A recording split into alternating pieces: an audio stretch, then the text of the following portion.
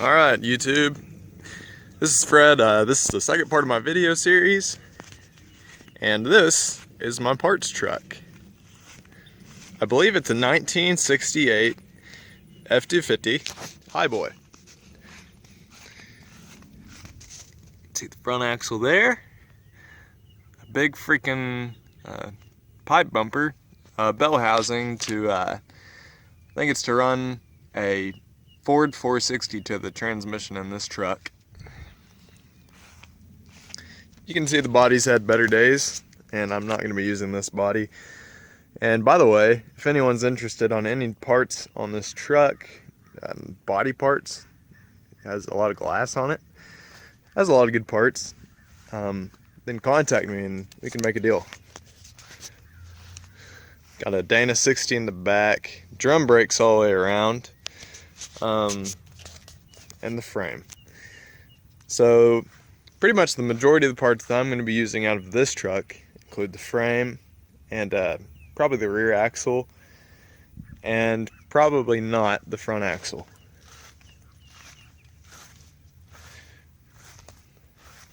This truck did come with a clean title though. Let's see where many an engine probably sat. Alright. I believe this truck had a hard life. Even had a gooseneck mount there, and wow, it has a lot of leaf springs, I suppose. I think this one is a 6,800 pound gross vehicle weight rating. Okay, even let's see those big overloads on there. My truck, my other F250 definitely doesn't have those, although it is a lighter duty model. It's a gas tank out of 54. And there's a Chevy engine sitting under there.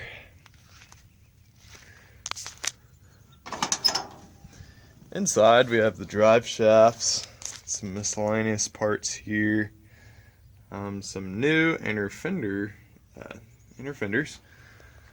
transfer case, a transmission, floorboard, panel there.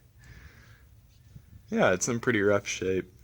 And if anyone wants this cab, it's had speakers there, headliners. I mean, it would be a good, if someone's up north, I guess this would be considered a good cab. In Texas, this isn't considered a great cab.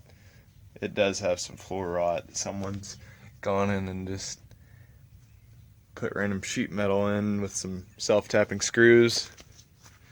The glass is good. I don't believe that door has glass. But anyways, it'll do for my purposes, which is the frame and probably the rear axle. I plan to replace these drum brakes with disc brakes, and possibly use this axle. I'm probably going to use this axle, but it just depends on the width of a Chevy 14 bolt.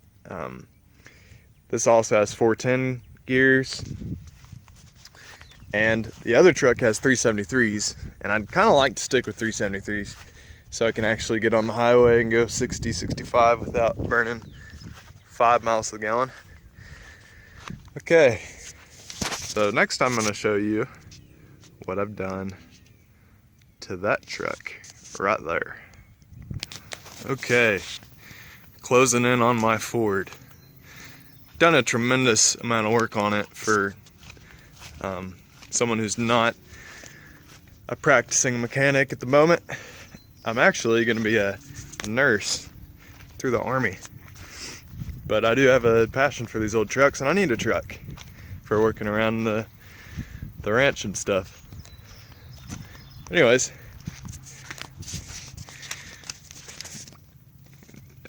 chrome bumper, cleaned it up with some Coke and tinfoil. If you ever use that method, it works very well. Pressure washed the truck. Painted the rims.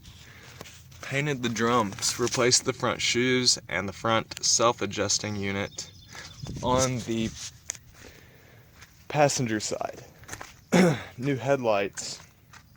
All new bulbs. All the lights work. It did pass inspection. Okay, see under the hood. This is where the majority of the work has gone down. All right. New air filter, new distributor cap. I could just list parts off, but pretty much I had to take the engine out, in my opinion. I could have taken the front clip out, but I did not want to have to realign that. So I took the engine out. I already had an engine hoist and didn't actually use the engine stand to set it out. Set it down on some wood blocks, and the reason I took the engine out was because all of these bolts broke off, and that's kind of commonplace. It's happened before to me on other engines I've worked on. Could not fit a drill in between there and the inner fender well, so pulled it out. Put studs in there, and now it still does have a small exhaust leak, because that's the reason I was taking the exhaust manifolds off. I did put, if you can see here, I did double up the gaskets as recommended by some people on forums, and it did a great bit of help, but the exhaust leak is still there. Quite a bit quieter, but still there. So I'm gonna have to either get the new exhaust manifolds, and yeah, that's probably what I'm gonna have to do. But honestly, it's not as bad as it was. So I'm probably just gonna go with it until I put this engine into the Highboy. And at that point, I'm gonna put some headers in it made for that truck. No point in putting headers in this truck that aren't gonna fit in the Highboy. So I'm gonna get away with this as long as I can. I do know that this problem does eat away at the block and the manifolds, but that's what I'm gonna do. Anyways, other parts I've replaced. PCV valve, painted the engine, all new rubber hoses. The heater coil was locked up, or blocked up by the previous owner. So I'm assuming that the heater core is rotten out, so I need to replace that and then hook it back up for defrost in the winter, but it is summer here in Texas. Okay, new belts, new radiator hoses up here, ouch, cap, fuel filter, rebuilt carburetor, new points, new master cylinder. The brakes didn't really work on the last video. They work great now. It was a clog in the front passenger side brake hose, and I just went ahead and replaced both hoses. Master cylinder, since it was like $18 or something like that, I went ahead and did that. Spark plug wire, spark plugs. New clutch. That helped it tremendously with shifting and such. It shifts great. The transmission feels wonderful. What else did I do to this truck? Honestly, I didn't really do anything that it didn't need, engine-wise. Well, other than paint. It didn't need that. I didn't even use gaskets. I used RTV. It's not leaked a drip. Driven about 1,000 miles, I'd say. Put it through quite a few tanks of gas. Runs pretty good. It consistently gets about 12 on the highway. I think that's pretty good. All right.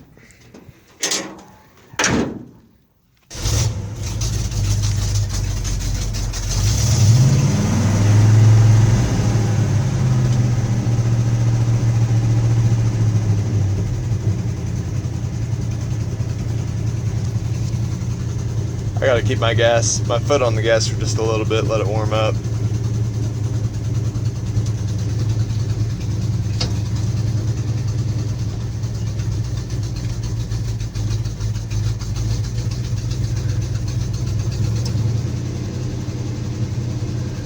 Alright, let's get the choke on. Okay. This is a cold start.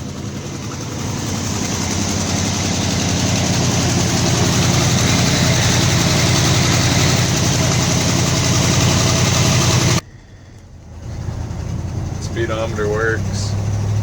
Not that y'all can tell. So yeah, it goes down the road pretty nicely. It's actually a smooth ride. The previous owner replaced a lot of the suspension parts, like the radius arm bushings and all 4 shocks. Some really nice shocks.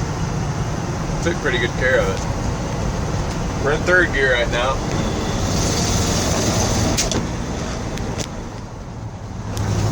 Now we're in 4th. Tires have a lot of tread. These are probably going to end up being the first set on my Highboy whenever that occurs. That is a few years out, I'd say, maybe a year, a few years, something. Not completely sure.